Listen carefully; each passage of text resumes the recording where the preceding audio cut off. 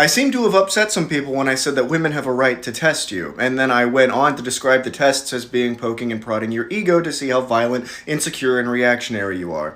They said that that's a bad idea because that guy could just get mad and beat the shit out of the woman, as if that's not what the test is for in the first place. I see this all over TikTok where guys assume women are stupid, helpless little damsels in distress that have no ability to read a person or get out of a bad situation before it happens because they spend time doing what's called a confirmation bias, paying attention exclusively to the women that have emotional trauma that leads them to stick around with some abusive person instead of the vast majority of cases where women do test men and see their violent tendencies show up through their Freudian slips or through their body language, and they get the fuck out of there before anything bad happens. And also, you're doing the thing that people talk about when discussing women's rights, and you're like, well, what if I could beat the shit out of them? Yeah, man, what if? And what if everybody finds out and you're completely shunned from society? Or you go to jail? What if? What if she does test you and then you show aggressive tendencies that you're trying to keep hidden or that you don't even know about because you think you're such a good guy,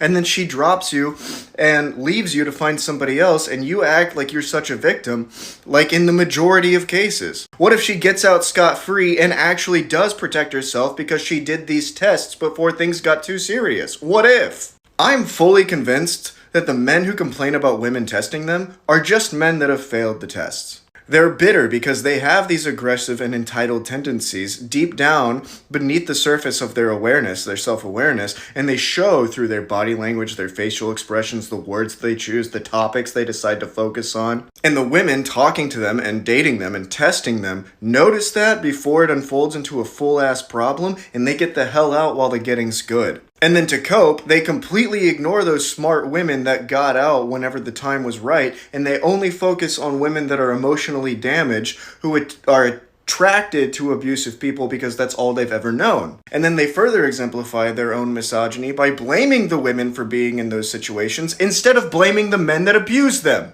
Anything to blame a woman and to not hold a man accountable. I swear to God, it's the American dream. Because the guys that they want, the guys that these smart women pick, the ones that all of these misogynist, incel, looks-maxing bros don't understand, are the guys that do not have these violent tendencies, but they do know how to stand up for themselves whenever they fucking need to. They are respectful, they are not entitled, they are not hyper-aggressive, and they don't fucking talk about their right to beat women when discussing women's rights. We live in a world that is so deeply and pervasively warped, perverted, away from what's right, away from how we should operate naturally, where we live in societies that protect women and children, that even talking about or even thinking about the world as it were to be corrected sprouts up all of the defense mechanisms set up by patriarchy, implanted in men's minds, our mental programming, to keep us from that world.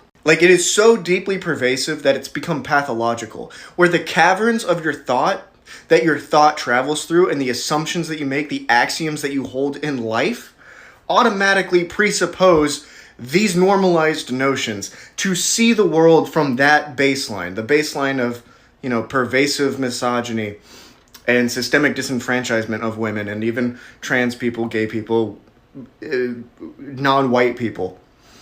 That even talking about a world where these things are undone and we live in a truly equal and just society breaks people's brains.